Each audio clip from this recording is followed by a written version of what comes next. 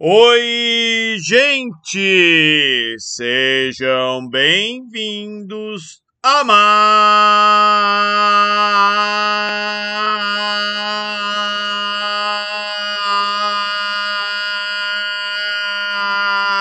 uma aula de geografia. E continuando a falar sobre a Rússia e a Ucrânia e como as coisas estão agora, o tema da aula é bem insólito. Como ganhar uma guerra tendo perdido? Não, seu professor de geografia não está loucão, né? Fala, nossa, ficou todo esse tempo sem postar vídeo no canal porque está corrigindo provas. E aí vocês pensam, né, que eu enlouqueci de vez, né? Às vezes prova faz isso com a gente, né? A gente lê tanta coisa errada, né, que às vezes dá um nó na cabeça. Mas não é por isso que eu não tenho postado vídeos, né? Porque realmente não tem dado tempo, né? Tanto que era para eu ter gravado esse vídeo na sexta-feira, né? E acabei não conseguindo, né? Então a ideia hoje é falar um pouquinho, né, sobre se é ou não possível, né, ganhar uma guerra tendo perdido ela. E aí tem uma palavrinha que ela se tornou repetida aí bastante no noticiário nas últimas semanas. E a palavra é referendo, né? O que é um referendo, né? Referendo é um procedimento de consulta efetuado por um governo, tendo em conta a aprovação ou não do seu eleitorado, propõe a votação de novas propostas para serem, né, adotadas. Basicamente, eu peguei até aqui uma figurinha melhor para a gente poder discuti-la, né? Parará. Aqui, ó, o que é um referendo, né, do ponto de vista legal? Tem uma outra palavrinha que às vezes se confunde, que é a ideia de plebiscito, né? Então, plebiscito, né, geralmente é uma consulta popular feita antes de fazer uma lei, né? O referendo é uma consulta popular feita depois que a lei é elaborada, né? Então, a população diz se vai aprovar ou se não vai aprovar, né, essa lei. É basicamente uma votação de sim ou não. E essa se tornou aí a palavra da moda no noticiário aí na última semana, né? Quem acompanha as notícias aí deve ter visto, ó. Aqui apareceu a assinatura, mas eu vou voltar ela aqui só para vocês lerem a chamada. Compromissos acertados com a Rússia sobre a guerra serão submetidos a referendo, diz o Zelensky. Antes que a Globo feche aqui, ó. Outra notícia agora da CNN. Rússia planeja pseudo-referendo de independência em Kherson, né? Diz oficial ucraniano. Então tem uma cidade lá que é Kherson, né? Estão falando em referendo. Nota que o Zelensky falou de referendo e a Rússia está falando de referendo.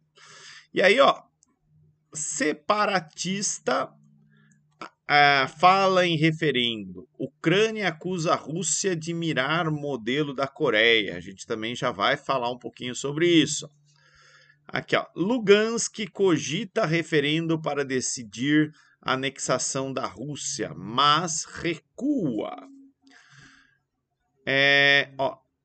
Líder separatista de Lugansk diz que referendo para adesão do território à Rússia será feito em breve, né?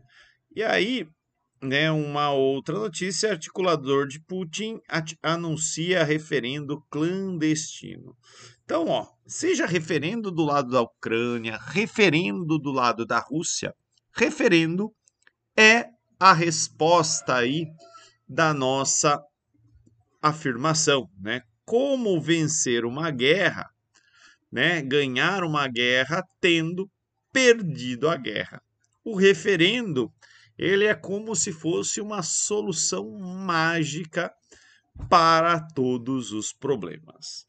Só depende de alguns montes aí de fatores, mas, né, o referendo ele pode fazer, né, dependendo da maneira com que ele foi construído, e talvez esse seja o grande tema lá nas negociações entre russos e ucranianos, né, de como, né, fazer para a Ucrânia ganhar a guerra e para a Rússia ganhar a guerra, né?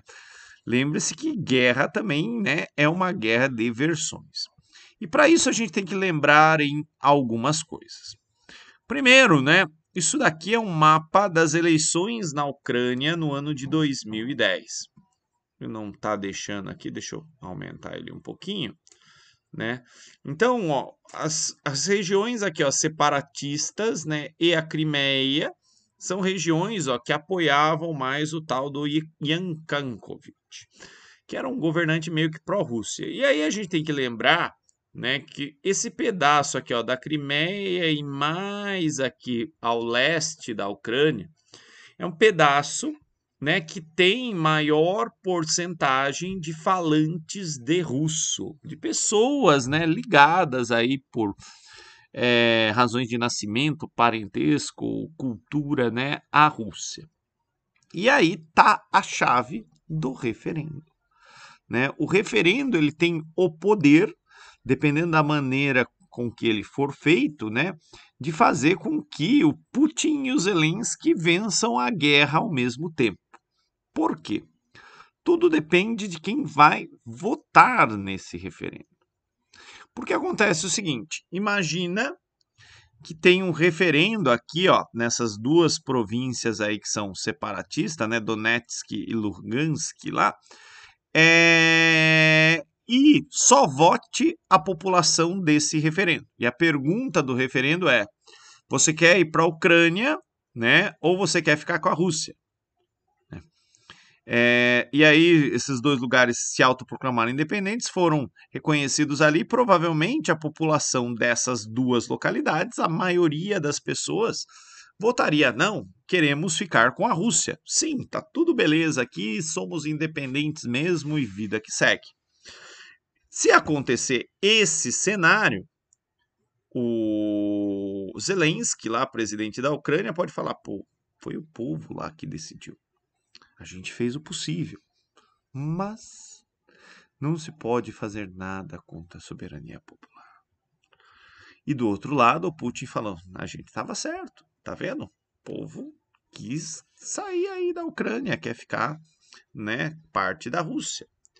Agora, né, por outro lado, imagina que tem um referendo e aí vota a Ucrânia toda, né?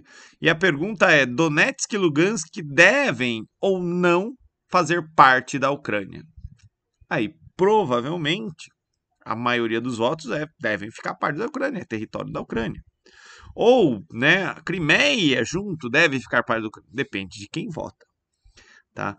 Então, assim, a maneira como o referendo for construído e o acordo, né, que a Rússia e a Ucrânia chegarem, né, sobre esse referendo é uma maneira, né, que vai traduzir aí quem são, ao menos politicamente, no discurso, né, os vencedores da guerra. Lembro, né, que é importante para os governantes não serem derrotados, pelo menos no campo político, né? Putin tem que parecer aí um grande líder, né? Parecer que ele ganhou a guerra para justificar até perante o povo russo, né, os recursos, as sanções, todas as dificuldades que eles passaram. E o Zelensky, a mesma coisa, né? Falar, ó, a gente estava lá, né? Toda aquela firula que ele também fez lá com relação à OTAN, ficando amiguinho dos caras, meio que provocando os russos também, né? Mas eu lembro sempre, né? Eu falo isso desde o primeiro vídeo, né? Foi a Rússia que invadiu, tá morrendo gente, guerra não é videogame, matar gente é errado, tá?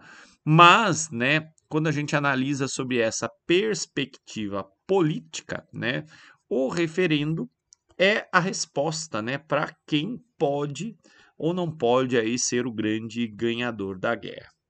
Tem mais coisa, tá? Referendo, dá para abrir mão para fazer trambique, tá? Porque assim, se o referendo tem uma pergunta sim ou não, para onde vai contar os indecisos? Quem votou em branco, nulo, vai contar para sim ou vai contar para não? É... Então é algo, né, que acaba muitas vezes também tendo que ser conversado antes, né, do referendo ser elaborado. Bem, gente, era isso que eu tinha para contar para vocês aí de novo, né? Gostaria que vocês pensassem nessas questões aí envolvendo o referendo. E para quem tem mais curiosidade sobre isso, ó, eu recomendo o xadrez verbal dessa semana, né? Tem nos provedores de podcast, ó, é só procurar aqui, ó. O dessa semana, né? Traz aí a questão, né, da Ucrânia, ele fala um pouquinho dessa questão do referendo. Mas eu acabei de ver aqui o cara da Coreia e eu lembrei de uma outra coisa. Por que, né, tinha algumas notícias escritas solução coreana, né? Chefe das coisas acusa Putin de querer solução coreana. Vou procurar aqui, ó, Ucrânia. Nas notícias, ó, Rússia contempla cenário coreano, né? Por quê? Lembra que a Coreia era uma só e depois, né, a Coreia ela foi dividida em Coreia do Norte e Coreia do Sul. É aqui, ó. Ah, não, estou no lugar errado.